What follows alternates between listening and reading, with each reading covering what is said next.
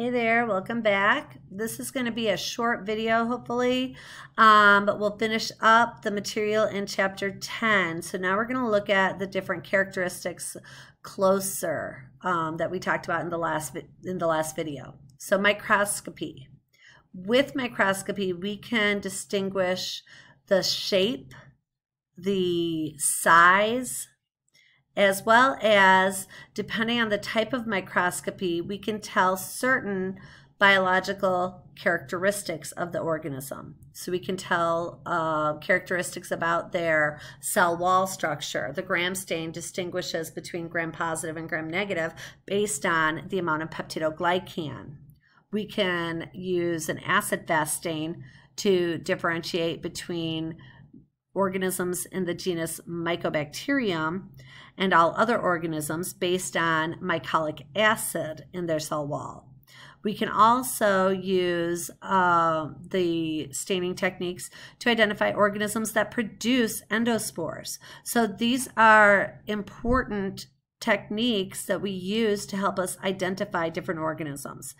If we're looking at, and so your picture down below shows also some eukaryotes, Candida albicans, as well as roundworm eggs, we can look and use microscopy to identify microscopic fungi as well as eukaryotic structures like roundworm eggs, which roundworms are multicellular, but we use microscopy to identify their eggs and fecal matter.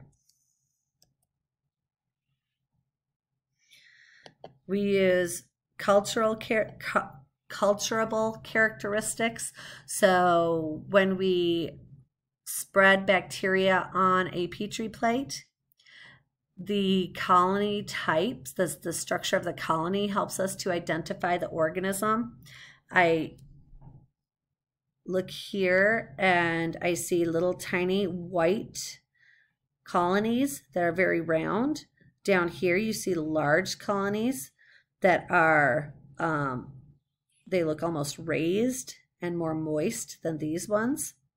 You can separate bacteria based on the colony structures. Sometimes you can even use smell. You can open the petri plate a little and smell the bacteria. And certain bacteria have different physical smells that they give off. I myself have never been able to do this. I think all bacteria kind of smell the same. Here's another bacterial species, and it turns pink at about 22 or at about room temperature. And this is Serratia marcescens. So in our lab, we often use Serratia marcescens as one of our unknowns. And one indicator that it is Serratia is you leave your petri plate out instead of putting it in the incubator and let the bacteria grow at room temperature, and they will turn pink. When they're in the incubator, they'll stay a more white color, and you can see some of those colonies are still a whitish color. And this is Pseudomonas. Pseudomonas doesn't really change in color, but it changes the agar to a greenish hue. So that green pigment causes the agar to change, which is just really pretty. Pseudomonas aeruginosa does this, but if you have like Pseudomonas fluorescens, it doesn't do this. So that's one distinction between those two species. We can also use differential media to help us identify organisms. And so what you're looking at here is a blood agar plate. Blood agar is used so that we can look at different strains of the same bacteria. So there's alpha hemolytic streptococcus, there's beta hemolytic streptococcus, and then there's gamma hemolytic.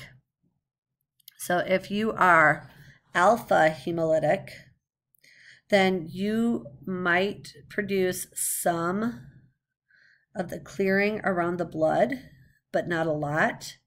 If you're gamma, you don't produce any clearing. You don't degrade blood at all. But beta hemolytic streptococcus, this is the strain that typically causes strep throat, and it breaks down blood very effectively. And so we can actually use this to not only identify a species, but determine if this is what's causing your infection. You can use biochemical testing to see if there's any metabolic byproducts being produced. So if we look over here, this is a phenol red test.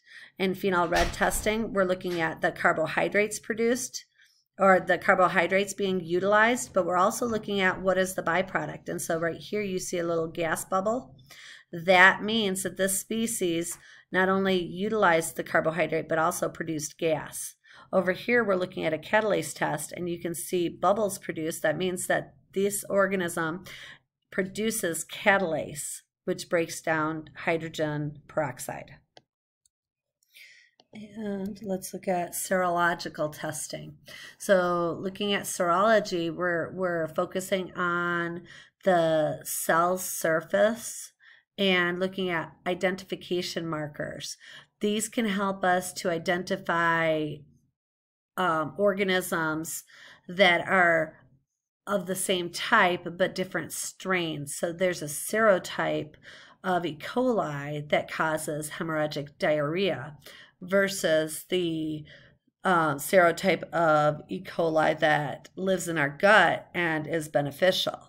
So the picture you're seeing there are different serotypes. The one that we all know is E. coli 0157, which is a serotype, the most common serotype to cause hemorrhagic diarrhea. So all of this information then can be charted on a dichotomous key. And a dichotomous key is a chart that helps us to identify organisms. And so it's typically written down as a flow chart that has two different answers for any given question. So right here, you have gram stain. So you're either going to be gram positive or gram negative. Once you have the gram positive or gram negative, then you can look at, okay, if you're gram positive, you can look at the shape. And so they just put coccus. So they're only looking at gram-positive coccus here. So if you run a catalase test on a gram-positive coccus and they're negative, then the result could be enterococcus depending on what species you have, right? But if it's positive, you might run a coagulase test. And if you have a positive coagulase test, you might have Staph aureus. If it's negative, then you might have Staph saprophyticus. On the gram negatives, again, you could look for their shape, but they've already given us the shape. So if we run an oxidase test and it's positive, we might have Pseudomonas aeruginosa. If it's negative, then we might have to run another test, like a lactose fermentation test, where we look for, if it's positive, we have E. coli.